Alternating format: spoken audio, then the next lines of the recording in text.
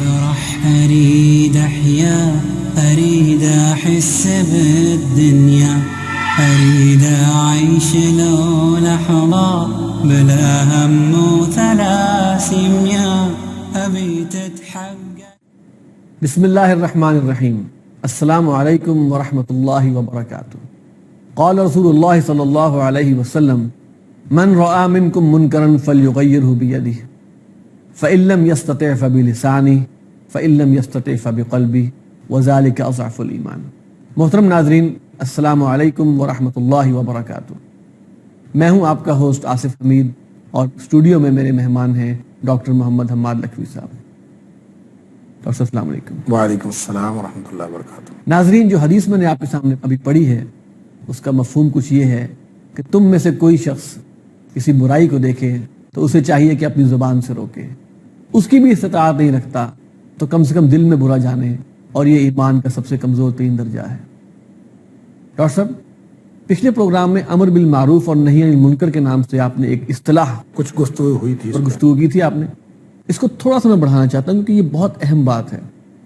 آپ قرآن مجید کی کچھ آیات اگر اس ریفرنس میں بیان کریں عمل بالمعروف اور نہی عن المنکر کے حوالے سے. کہ بسم اللہ الرحمن الرحیم.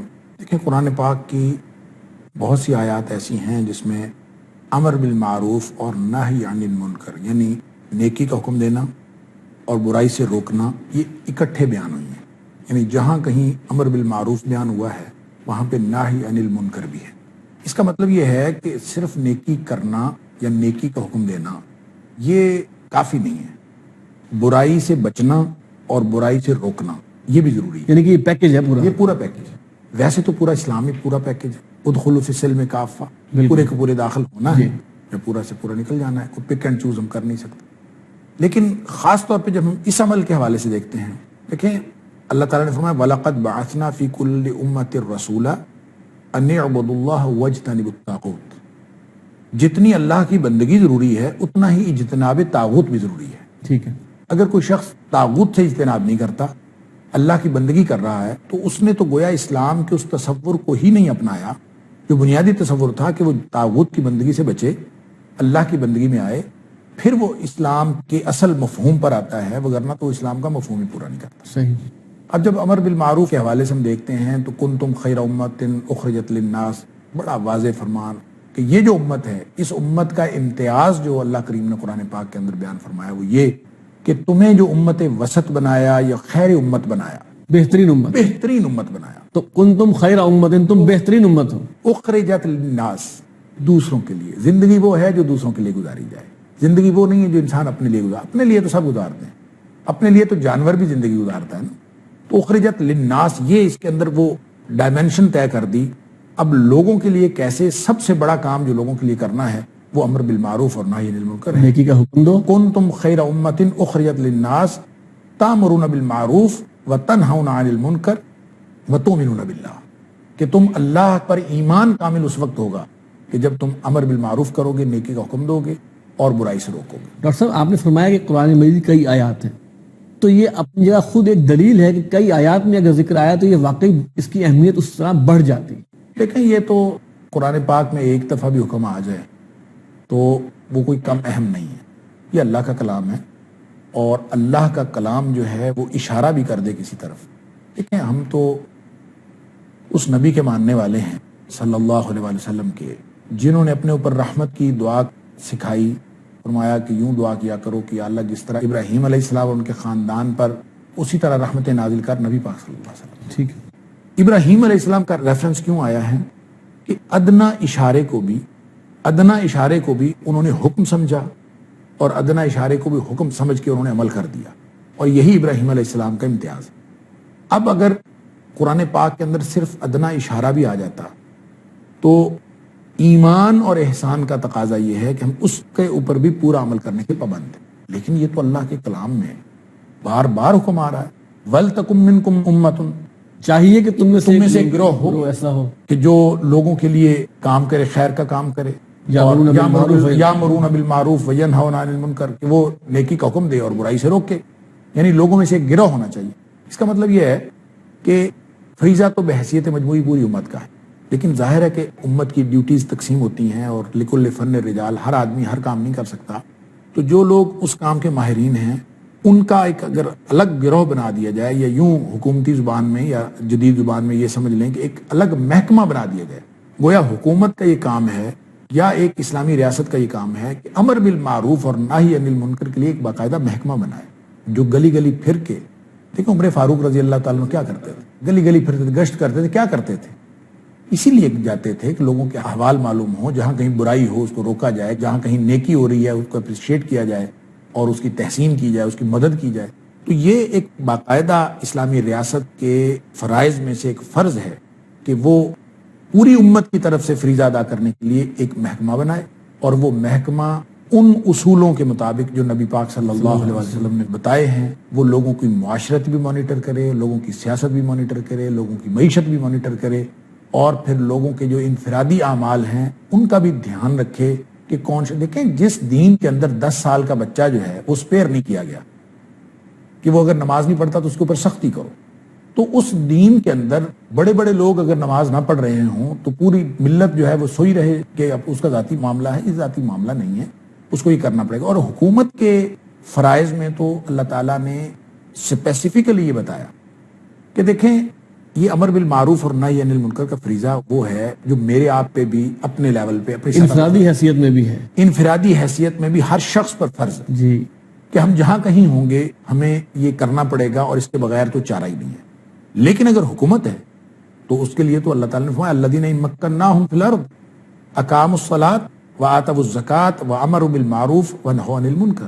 یعنی جب اللہ تعالیٰ کسی کو حکومت عطا فرماتا ہے، مومن وہ ہوتے ہیں الذین ان مکناہم فی الارض، اگر اللہ تعالیٰ ان کو حکومت عطا کر دے، نمازیں قائم کرتے ہیں، زکوٰۃ ادا کرتے ہیں، نیکی کا حکم دیتے ہیں اور برائی سے روکتے ہیں. اب یہ وہ فرائض ہیں جو ہر فرد پر، ملت اسلامیہ کے ہر فرد پر انفرادی طور پر بھی عائد ہوتے ہیں. نماز پڑھنی بھی ہے، وَأْمُرْ أَهْلَكَ بِالصَّلَاةِ وَاصْطَبِرْ عَلَيْهَا، پڑھانی بھی ہے، اپنے اہل خانہ کو پڑھانی ہے، پھر جہاں کہیں کہنے کو جہاں جہاں موقع ملے. زکوٰۃ دینی بھی ہے، زکوٰۃ دلوانی بھی ہے، پھر نیکی کرنی بھی ہے، نیکی کا حکم بھی کرنا ہے، برائی سے رکنا بھی ہے، برائی سے روکنا بھی ہے. یہ وہ فرائض ہیں جو ہر شخص کے اوپر عائد ہوتے ہیں. اب وہ شخص ذرا حکومت کی نوعیت سمجھیے نا اسلام میں، وہ فرائض جو گھر میں میرے آپ کے اوپر بھی فرض ہیں. ان مکناہم فی الارض، اگر حکومت مل جائے تو فرق نہیں پڑا فرائض میں، فرائض وہی ہیں، صرف ایریا آف جورسڈکشن بڑھ گیا ہے. واہ، ایریا بڑا ہے، مشینری بڑی ہو گئی ہے. یعنی آپ یہ سمجھیں کہ جیسا گھر کی ذمہ داریاں تھیں ویسے ہی اب ملکی لیول پہ ذمہ داریاں. کہ میں کہتا ہوں کہ ملک چلانا ایک گھر چلانے سے زیادہ مشکل نہیں ہے، بشرطے کہ آدمی اس ملک کو اپنا گھر سمجھے. اچھا، بشرطے کہ اس کو اپنا گھر سمجھے، شرط کے ساتھ. اور جب اس کو اپنا گھر سمجھے گا تو دیکھیں گھر کے لیے ہم سبزی لاتے ہیں، گھر کے لیے ہم بجٹنگ کرتے ہیں، گھر کے لیے ہم سب کچھ کرتے ہیں. اس کے لیے ہمارے پاس ایک آدھ نوکر ملازم ہوتا ہے یا نہیں ہوتا تو ہمیں خود کرنے پڑتے ہیں. اب آپ ملک کی سطح پر جاتے ہیں تو آپ کے لیے الگ الگ محکمے، الگ الگ مشینری بڑی موجود ہوتی ہے. آپ کے پاس وہی کام کرنے کے لیے کارکنان بہت زیادہ ہوتے ہیں. اب اگر آپ اسی طریقے سے اس کو چلائیں، اپنا گھر سمجھ کے، اسی اخلاص کے ساتھ اور انہی وسائل کو استعمال کرتے ہوئے، اور جیسے آپ کو قوا انفسکم واہلیکم نارا، اپنے آپ کو اور اپنے اہل و عیال کو آگ سے بچا لو، یہی فکر آپ کو ہو حکمران بننے کے بعد کہ میری رعایا جو ہے وہ جہنم سے بچ کر جنت میں جانے والی بن جائے، تو پھر امر بالمعروف اور نہی عن المنکر کا وہ نظام قائم ہوتا ہے جو اللہ تعالیٰ فرماتا ہے ان مکناہم فی الارض. اگر ہم ان کو حکومت عطا کر دیں تو بھی وہ وہی کام کرتے ہیں، وہاں جا کے وہ ذرا اجتماعی طور پر ایریا بڑا ہے اس کے اوپر بھی وہی نظام قائم کرتے ہیں، اس لیے کہ اس کے بغیر چارہ نہیں. میں نے پچھلے پروگرام میں وہ تو ڈاکٹر صاحب حدیث جو آگئی نا، یہ تو ایمان کا کمزور ترین درجہ ہے. اور ایک اور حدیث میں بیان یہ کیا گیا وَلَيْسَ وَرَاءَ ذَلِكَ مِنَ الْإِيمَانِ حَبَّةُ خَرْدَلٍ، کہ جو شخص برائی کو دیکھ کر دل میں تنگی محسوس نہیں کرتا اس کے اندر تو ایمان رائی کے دانے کے برابر بھی نہیں ہے. دیکھیں وہ مسلم شریف کی حدیث ہے اور اس میں بھی یہی 3 سٹیپ. جی بالکل 3 سٹیپ ہیں. دیکھیں اس میں نبی پاک صلی اللہ علیہ وسلم نے فرمایا کہ انبیاء یہی کام کرنے کے لیے آتے تھے، امر بالمعروف اور نہی عن المنکر. جی، اور ان کو مخلص ساتھی ملتے رہے، وہ بھی یہی کام کرتے رہے، اور انبیاء کے بعد بھی یہ کام کچھ عرصہ جاری رہا. اس کے بعد کچھ ایسے لوگ پیدا ہو گئے، نااہل جانشین پیدا ہوئے، انہوں نے کیا وہ جس کا ان کو حکم نہیں دیا گیا تھا، یعنی کردار چینج ہو گیا، اور کہا وہ جو کیا نہیں، یعنی قول و فعل، یقولون ما لا یفعلون، یعنی قول و فعل میں بھی تضاد، اور جو فعل ہے وہ بھی اللہ کے حکم کے مطابق نہیں ہے۔ اس پر پھر فرمایا من جاہدہم بیدہ فہو مومن، جو ان کے خلاف اٹھ کھڑا ہو اور اپنے ہاتھ سے ان کے خلاف جہاد کرے فہو مومن، وہ مومن ہے۔ ومن جاہدہم بلسانہ فہو مومن، اور جو ان کے خلاف زبان سے جہاد کرے وہ بھی مومن ہے۔ ومن جاہدہم بقلبہ فہو مومن، یعنی دیکھیں نا، قلب کے ساتھ جہاد نبی پاک صلی اللہ علیہ وسلم فرما رہے ہیں، اس کا مطلب یہ ہے دل سے برے کو برا سمجھنا اور اس کو معاشرے کے اندر اس طرح فٹ نہ ہونے دینا، برے کو بھی اور برائی کو بھی، برے کو بھی اور برائی کو بھی برا سمجھنا، اور اس کو معاشرے میں اس طرح سے ٹکنے نہ دینا جس طرح سے نیک لوگ ٹکتے ہیں، ان کو وہ سٹیٹس نہ دینا، اس طرح اگر کرے گا وہ تو مومن ہے۔ پھر فرمایا وَلَيْسَ وَرَاءَ ذَلِكَ مِنَ الْإِيمَانِ حَبَّةُ خَرْدَلٍ، کہ اس کے بعد یعنی کوئی شخص اگر برائی کو برائی بھی نہیں سمجھتا، برائی کی نفرت بھی دل سے نکل گئی، تو ایمان رخصت ہو گیا، اس کے بعد ایمان کا ایک رائی کے دانے کے برابر بھی ایمان دل میں موجود نہیں رہا۔ اللہ، تو اس کا مطلب یہ ہے کہ ایمان جیسے آئے گا، مضبوط ایمان ہوگا تو اس کے تقاضے اور ہیں، اور کمزور ایمان کے تقاضے اور ہیں۔ ادنا ترین ایمان کا تقاضا یہ ہے کہ آدمی کم از کم برائی سے نفرت کرے اور نفرت کے اظہار میں یہ جہاد کرتا رہے۔ ڈاکٹر صاحب بڑی اہم بات آپ نے فرمائی کہ کمزور ترین اور درجہ ادنا ترین، اور ہمیں چاہیے کیا ہم اپنے آپ کو اس پر اینالائز کریں کہ ہمیں کتنی برائیاں جو بری نہیں لگتی۔ اصل میں نا یہ جو برائی، ظاہر ہے کہ برائی کی نفرت دل سے جب نکلتی ہے، ہم تو برائیوں کے ساتھ کمپرومائز کر لیتے ہیں نا۔ تو نبی پاک صلی اللہ علیہ وسلم نے فرمایا کہ بنی اسرائیل جب برائیوں میں مبتلا ہوئے تو ان کے علماء نے ان کو روکا ابتداءً، یعنی روکتے رہے، لیکن وہ لوگ نہیں رکے۔ جب نہیں رکے تو انہوں نے ان کے ساتھ کھانا پینا اور بیٹھنا اٹھنا اور معاشرتی تعلقات منقطع نہیں کیے، ان کے ساتھ رہے، اور اس کا نتیجہ یہ ہوا کہ اللہ تعالیٰ نے ان کے دل ملا دیے آپس میں، اور جب آپس میں دل ملا دیے تو پھر سب کے اوپر اکٹھے لعنت ہو گئی، یعنی علماء کے اوپر بھی جن کو روکنا تھا، اور وہ لوگ جو برائیاں کا ارتکاب کر رہے تھے ان کے اوپر بھی، سب کے اوپر اکٹھے لعنت ہو گئی۔ ڈاکٹر صاحب یہ بات میں چاہوں گا کہ آپ ایک دفعہ ریپیٹ کیجئے، لیکن بریک کے بعد، یہ بہت اہم بات آپ نے کہی۔ ناظرین ہماری گفتگو جاری ہے، ایک بریک کے بعد ملتے ہیں۔ ویلکم بیک ناظرین۔ ڈاکٹر صاحب وقفے پر جانے سے پہلے ایک بہت اہم حدیث سنا رہے تھے، ڈاکٹر صاحب پلیز دوبارہ ذرا اس کو۔ دیکھیں، میں بنی اسرائیل کے حوالے سے بات کر رہا تھا کہ نبی پاک صلی اللہ علیہ وسلم فرمایا کہ بنی اسرائیل جب برائیوں میں مبتلا ہوئے تو ان کے جو علماء تھے اور اہل اللہ تھے، انہوں نے ایسا نہیں کیا کہ انہوں نے صرف نظر کیا اور برائی کی نفرت دل سے نکلی ہوئی تھی، ایسا نہیں تھا، انہوں نے روکا اور انہوں نے امر بالمعروف اور نہی عن المنکر کیا۔ وہ جو برائیوں کا ارتکاب کرنے والے لوگ تھے وہ باز نہیں آئے، ٹھیک ہے۔ جب وہ باز نہیں آئے تو انہوں نے ان کے ساتھ معاشرتی تعلقات منقطع نہیں کیے، علماء نے یہ ان کے ساتھ کھاتے پیتے رہے، ان کے ساتھ ویسے پیار محبت کے رشتے قائم رہے، اور گویا برائی کی نفرت عملاً نہیں ظاہر ہوئی۔ تو اس کا نتیجہ یہ ہوا کہ اللہ تعالیٰ نے علماء کے اور ان عوام الناس کے دل آپس میں ملا دیے اور سب کے اوپر اکٹھے لعنت فرما دی۔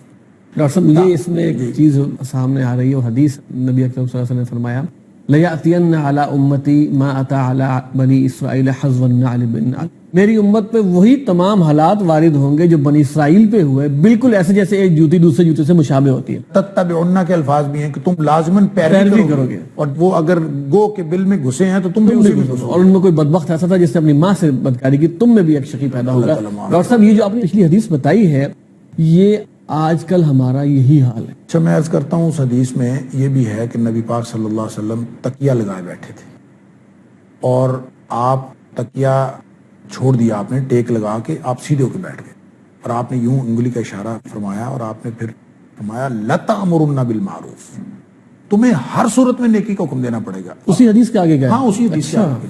سورۃ المائدہ کی وہ آیت ہے جس میں اللہ تعالیٰ نے بنی اسرائیل پر لعنت کی وجہ بتائی ہے، چھٹے پارے کے آخر پہ، کہ ان کی ایک برائی یہ تھی کہ جو ان کی برائیاں ہو رہی تھی نا، اس سے وہ منع نہیں کرتے تھے، یعنی یہ لعنت کی وجہ اللہ تعالیٰ نے بیان فرمائی کہ ان کی لعنت کی وجہ ایک یہ ہے، اور اسی کی تشریح میں یہ حدیث مفسرین کرام نے لکھی ہے کہ نبی پاک صلی اللہ علیہ وسلم پھر تکیہ لگائے تھے اور سیدھے ہو کے بیٹھ گئے، اور آپ نے پھر فرمایا کہ تمہیں ہر صورت میں نیکی کا حکم دینا پڑے گا، لَتَأْمُرُنَّ بِالْمَعْرُوفِ وَلَتَنْهُونَ عَنِ الْمُنكَرِ، ہر صورت میں برائی سے روکنا پڑے گا، وَلَتَأْخُذُنَّ عَلَى يَدِ الظَّالِمِ، ظالم کا ہاتھ پکڑنا پڑے گا تمہیں، ظالم کا ہاتھ کو پھر فرمایا وَلَتَأْتِرُنَّهُ عَلَى الْحَقِّ أَتْرَا وَلَتَقْصُرُنَّهُ عَلَى الْحَقِّ قَصْرًا، لوگوں کو مجبور کر دینا پڑے گا کہ وہ برائی کو چھوڑ کر حق پر آ جائیں، مجبور کرنا پڑے گا۔ یہ فرمانے کے بعد پھر آپ نے فرمایا او لَيُوشِكَنَّ اللَّهُ أَن يَضْرِبَ قُلُوبَكُمْ بِقُلُوبِ بَعْضٍ، کہ اللہ تعالیٰ تمہارے ایک دوسرے کے دل ملا دے، ثُمَّ لَيَلْعَنُكُمْ كَمَا لَعَنَهُمْ، پھر اسی طرح تمہارے اوپر بھی لعنت کر دے جس طرح بنی اسرائیل کے اوپر لعنت ہوئی۔ یعنی یہ پورا ایک پروسیس ہے، پوری ملت کا ایک مزاج ہے، اگر یہ نہیں بنے گا تو یہ تو بڑا خطرناک معاملہ ہے۔ اور ایک روایت میں نبی پاک صلی اللہ علیہ وسلم فرمایا اگر لوگ ظالم کے ظلم کو دیکھ کر ظلم سہ رہے ہیں اور پھر وہ اٹھ نہیں کھڑے ہوتے اور اس کے خلاف آواز نہیں بلند کرتے، ان الناس اذا رأوا الظالم فلم یاخذوا بیدہ، لوگوں نے ظالم کو دیکھا اور اس کا ہاتھ نہیں پکڑا تو فرمایا کہ اوشک ان یعمہم اللہ بعقاب منہ، ہو سکتا ہے کہ اللہ تعالیٰ کی طرف سے جو عذاب ظالم کے لیے لکھا ہے وہی عذاب مظلوم کو بھی ملے، اس لیے کہ اس ظالم کے خلاف اٹھا نہیں ہے۔ ایک اور روایت ہے آصف صاحب جو اگرچہ اس کا کانٹیکسٹ اور ہے لیکن اس میں نبی پاک صلی اللہ علیہ وسلم فرمایا کہ رومی جو ہے نا قرب قیامت زیادہ ہوں گے، رومی زیادہ ہوں گے۔ اچھا، اور عبداللہ بن عمر بن العاص اور ایک دوسرے راوی المستورد فہری، یہ دونوں آپس میں گفتگو کر رہے تھے اور پھر اس پر ڈسکس کر رہے تھے کیوں زیادہ ہوں گے، عرب کم ہوں گے، رومی زیادہ ہوں گے۔ بنو اسفر بھی ان کو کہا جاتا ہے، یہ حضرت اسحاق کے بیٹے عیسو، اس کے بیٹے کا نام تھا روم اور روم کے بیٹے کا نام، یعنی حضرت اسحاق کے بیٹے تھے عیسو، اس کے بیٹے تھے روم اور ان کے بیٹے تھے اسفر، تو ان کی جو اولاد ہے ان کو بنی اسفر بھی کہا جاتا ہے اور رومی بھی کہا جاتا ہے۔ اچھا، ان سے مراد اگر ہم موجودہ دور میں لیں تو اس سے مراد براؤن نیشن ہے، جو براؤن کلچر ہے نا، جو جس کو ہم براؤن کلچر کہتے ہیں، وہ ہیں جن کو رومی اور بنی اسفر کہا جاتا ہے۔ اور انہوں نے پھر آپس میں ڈسکس کیا۔ عبداللہ بن عمر بن العاص فرماتے ہیں کہ اچھا اگر یہ رسول اللہ صلی اللہ علیہ وسلم سے سنی ہے نا بات، یعنی مستورد نے یہ رضی اللہ تعالیٰ نے یہ حدیث بیان کی، تو حضرت عبداللہ بن عمر بن العاص کہتے ہیں کہ ہوش سے بات کرو، کیا کہہ رہے ہو؟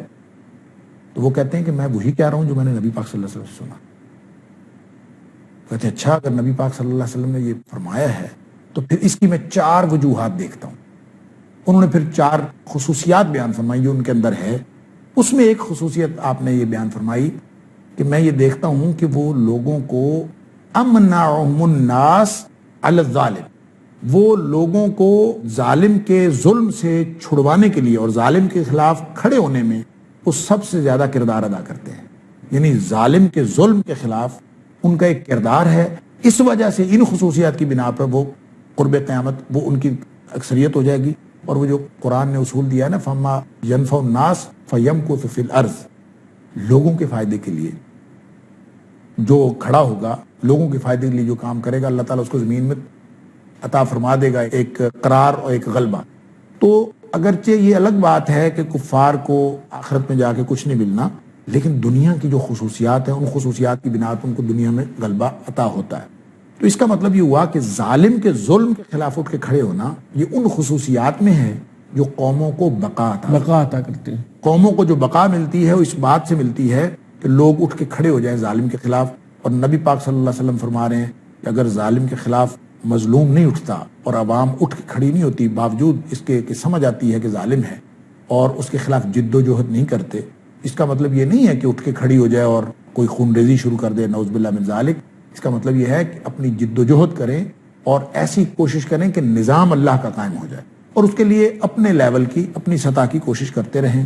اگر وہ کوشش کرتے رہیں گے تو اللہ تعالیٰ ان کو کم از کم عذاب سے بچا دے گا، وگرنہ جو عذاب ظالم کے لیے لکھا ہے وہ اللہ تعالیٰ دوسرے لوگوں کو بھی وہی عذاب دے۔ اور میں نے پچھلے پروگرام میں بھی آپ کے سامنے وہ حدیث رکھی تھی کہ اللہ تعالیٰ کا قانون یہی ہے کہ اللہ تعالیٰ ایک شخص نے اگر ظلم کیا ہو تو اس کی سزا ساری قوم کو نہیں دیتا، لیکن اگر ساری قوم اپنا کوئی کردار ہی ادا کرنے سے پیچھے ہو جائے اور کردار ادا کرنے میں آگے نہ بڑھے اور خاموش ہو جائے، گونگے شیطان بن جائیں، زبان سے بھی کوئی نہ کہے۔ دیکھیں ہم نے تو پوری دنیا میں ہم نے عالمی تناظر دیکھا، اور عالمی تناظر دیکھ کے ہماری گفتگوؤں کی اصطلاحات بدل گئیں، ہماری گفتگوؤں کا جو رخ تھا وہ تبدیل ہو گیا۔ تو جب ایسی صورتحال ہوتی ہے کہ ہم گونگے شیطان بن جائیں تو پھر نبی پاک صلی اللہ علیہ وسلم فرمایا جب ایسی صورتحال ہو جائے تو عذب اللہ تعالی العامۃ والخاصہ، تو اللہ تعالیٰ سب کو عذاب میں مبتلا کر دے گا۔ ڈاکٹر صاحب جو ایک حدیث بڑی اہم ہے، ہر ایک کو اب دیکھنا چاہیے کس کی تائید کرتے ہیں اور کس کی تائید نہیں کرتے۔ جی جو ہمارے ہاں نظام رائج ہے، پولیٹیکل سسٹم رائج ہے، ہم یہ دیکھتے ہی نہیں کس کو ہم ووٹ دے رہے ہیں، وہ ہے کون، وہ کیا ہے، ہم 2-3 نعروں کو سن کے ہم اس کو ووٹ دے دیتے ہیں، اور وہ اسی کیٹیگری میں آتا ہے کہ ہم اس کو تکمیل پہنچا رہے ہوتے ہیں۔ دیکھیں جی، میں یہ عرض کرتا ہوں کہ یہ ہم قادرون علی ان ینکروہ کا جو نبی پاک صلی اللہ علیہ وسلم نے استعارہ ارشاد فرمایا نا، جی کہ لوگ ظالم کے ظلم کو دیکھتے ہیں اور ان کے ہاتھ میں اختیار بھی آتا ہے، ولا ینکروہ، لیکن وہ اس کردار کو برائی کے اور برے کے خلاف استعمال نہیں کرتے۔ یعنی آپ یوں سمجھ لیں کہ ووٹ جو ہے یہ اختیار ہے، آپ کو اختیار ملا کہ آپ کس کے حق میں استعمال کر رہے ہیں، اور پھر اگر آپ نے ظالم کے حق میں استعمال کر دیا تو یہ حدیث کا اطلاق آئے گا۔ صرف اس حدیث کا اطلاق نہیں آئے گا۔ میں آپ کو سورہ ہود کی آیت نمبر 113 کا حوالہ دیتا ہوں کہ قرآن نے کہا یہ جو ہم حرکت کرتے ہیں نا ووٹ ڈال کے، ہم سمجھتے ہیں اس سے پتہ نہیں کیا ہو رہا ہے، یوں سمجھیں ہم دنیا اور آخرت کا اہم ترین فیصلہ کر رہے ہوتے ہیں اس وقت۔ اللہ تعالیٰ نے فرمایا وَلَا تَرْكَنُوا إِلَى الَّذِينَ ظَلَمُوا، ظالم کی طرف اپنا جھکاؤ بھی نہ کرو، انکلینیشن، وَلَا تَرْكَنُوا إِلَى الَّذِينَ ظَلَمُوا، دیکھیں اپنا وزن ظالم کے پلڑے میں نہ ڈالنا۔ یہ ووٹ دے کے ہم ظالم کے پلڑے میں وزن ڈالتے ہیں نا، فَتَمَسَّكُمُ النَّارِ، تمہیں آگ لگ جائے گی، تمہارا تو سب کچھ جل جائے گا۔ یعنی اس آگ سے مراد دنیاوی آگ بھی ہے اور اخروی آگ، دنیاوی آگ سے تو گزر رہے ہیں۔ مالکم من دون اللہ من اولیاء، اللہ کی طرف سے تمہارا کوئی کارساز بھی کوئی نہیں ہوگا۔ جب ہم ایسی کیفیت میں مبتلا ہیں اور واقعتاً ہماری اللہ مدد نہیں کر رہا، اور اللہ تعالیٰ مدد کرے بھی کیوں؟ اللہ تعالیٰ نے تو قرآن میں صاف کہا ہے، غالباً سورہ آل عمران کے اندر، کہ اگر اللہ تعالیٰ تمہاری مدد کرے نا تو تمہارے اوپر کوئی غالب نہیں آ سکتا۔ وَإِن يَخْذُلْكُمْ، اور اگر اللہ تمہیں چھوڑ جائے، یعنی اگر اللہ تو يَنْصُرْكُمُ اللَّهُ فَلَا غَالِبَ لَكُمْ، اگر اللہ تعالیٰ تمہاری مدد کر رہا ہوتا تو مسلمان غالب ہوتے، مسلمان مغلوب ہیں۔ وَإِن يَخْذُلْكُمْ، اگر وہ تمہیں چھوڑ جائے، فَمَنْ ذَا الَّذِي يَنْصُرُكُم مِّن بَعْدِهِ، تو پھر مسلمان ساری دنیا میں مدد کے لیے پھرتے رہیں، ان کو مدد کوئی نہیں دے گا۔ ہم کہتے ہیں جی G8 کا ہو رہا ہے جی اجلاس، فلاں کا ہو رہا ہے جی، وہ مدد کریں گے، فلاں مدد۔ فَمَنْ ذَا الَّذِي يَنْصُرُكُم مِّن بَعْدِهِ، دیکھیں اللہ کا قانون دنیاوی اعتبار سے بھی مومن کے لیے اور ہے اور کافر کے لیے اور ہے، اور مومن کو تو اللہ تعالیٰ پھر چھوڑ دیتا ہے تو پھر رسوائی کے لیے چھوڑ دیتا ہے۔ وَإِن يَخْذُلْكُمْ، اگر مومن کو چھوڑ دیتا ہے، مومنوں کو اللہ تعالیٰ نے چھوڑ دیا، فَمَنْ ذَا الَّذِي يَنْصُرُكُم مِّن بَعْدِهِ، تو بعد میں تمہارا کوئی مدد کرنے والا نہیں ہوگا۔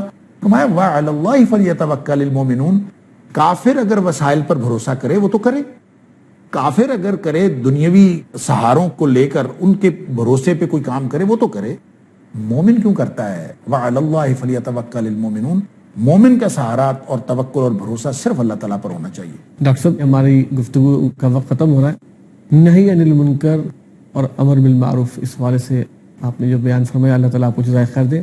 ناظرین، نہی عن المنکر اور امر بالمعروف، بلکہ امر بالمعروف اور نہی عن المنکر، یہ اصطلاح ہم نے سمجھنے کی کوشش کی ڈاکٹر صاحب سے قرآن و حدیث کی روشنی میں۔ اللہ تعالیٰ ہمیں عمل کی توفیق عطا فرمائے۔ السلام علیکم ورحمۃ اللہ وبرکاتہ۔